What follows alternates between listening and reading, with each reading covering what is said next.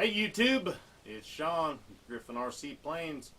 So, my Night Timber X here, only a handful of flights, couple successful ones. But I've been flying it on a 3S 3200 just because I have one and it fits. But one of you guys brought, music to my ears. You said that you fly it on a 4S 3300 and that's perfect. I've got an abundance of those. The extra 300 I fly on a 4S 3300. So I happen to have a brand new one that I haven't used yet at all, and then we've got the 3S 3200. Let's look at the size comparisons, and then let's see how we can fit this in there. Let's just look at the size comparison here. On the right is the 3S 3200 Smart Pack that I have flown the Night Timber X on. And then here is a brand spanking new 4S 3300. So we got one cell more and then 100 more milliamps. And the difference in the thickness,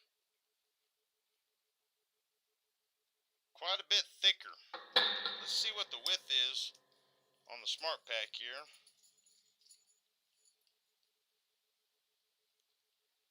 We'll call it 20 millimeters. Alright, let's see what the thickness on the 4S is. About 28, so about 8 millimeters thicker. And then let's see roughly the length, about 5.5 on the 3S 32, about 5.25 on the 4S 33. Just for size comparisons, there's a 3S 2200. This is what comes with like the Aero Scout in the ready to fly version. So just kind of give you an idea, different sizes there. But I'm going to find a way to put the 4S in there, and then we'll have to go back to the other prop. Alright, let's show you the 3S 3200, the one I have been flying with. I talked about having to do modifications and stuff, and I said that because a lot of the packs that I have with that I use on the extra 300, I've got shelf liner wrapped around them, and Velcro from a year ago, and plus the packs are older and they've gotten a little puffy, so they're not going to be as good as this brand new one. But we'll see here. Where there's a will, there's a way. All right, so here's our 3S 32.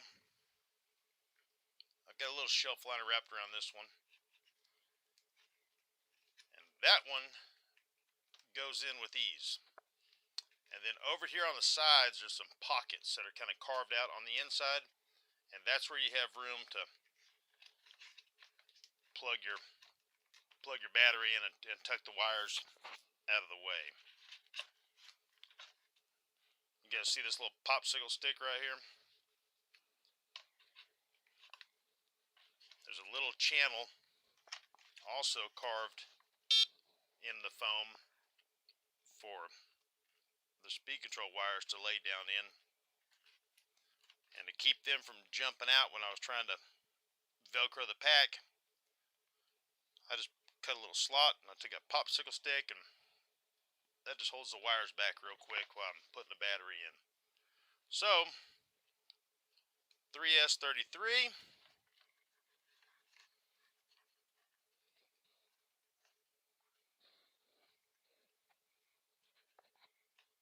Let's see here.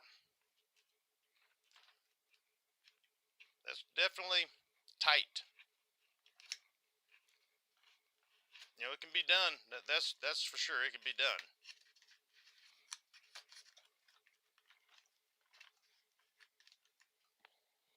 And then I'll have to solder on an IC3 connector. That's a XT90 right there. So it's definitely doable. Look right there. There's like no room to spare at all. The modifications that I was talking or thinking about doing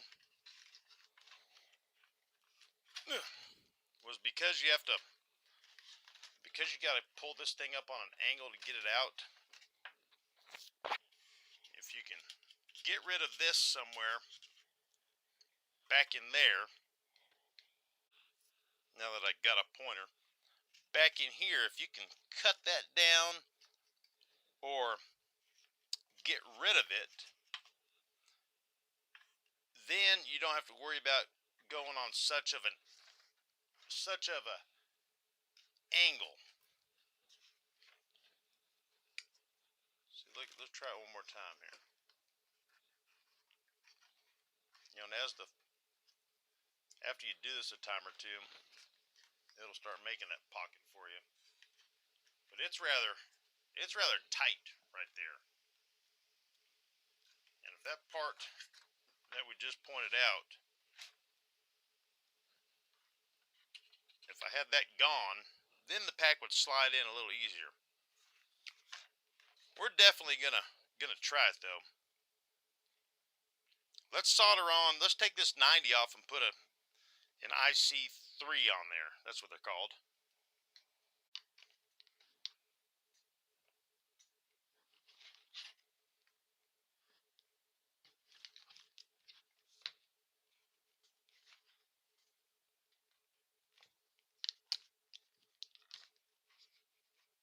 All right. First thing we gotta do is get the XT90 off of it.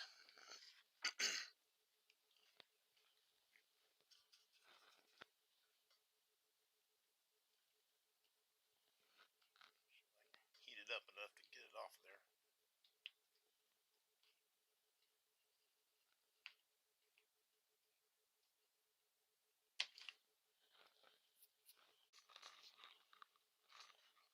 All right, got the negative side pulled away. And Brutus just came and checked on me. Hey, buddies, how much time do I got left? He's not happy. There we go. Now I got to be real careful because I need to get that other half of the 90 off of there. Don't let the wires touch.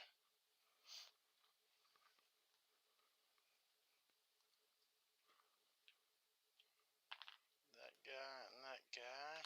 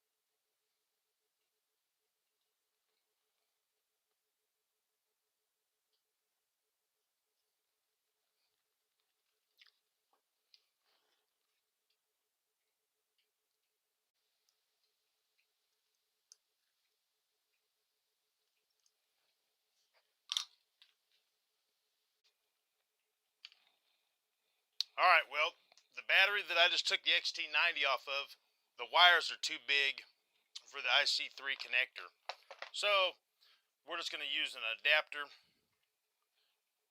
on our first flight. But let me show you the difference in the wire sizes there. Just for you guys to be on the lookout, because you might run into the exact same situation I just ran into. These are both 4S 3300s right here. And this one on the left with the XT60 on it, it has smaller gauge wire. So, micrometer, this wire about 3.85 millimeters, roughly, and about 5 millimeters. Let's try this again. 5 millimeters. It just zeroed out. and 395 something. So it might be 4 millimeters and 5 millimeters. Here's IC3 connector, and here's the little brass tip you're supposed to solder in to the wire, and then you slide. Once your wire is soldered to the tip and the tip slides up into it, then you end up with that. But look at the size where the wire goes.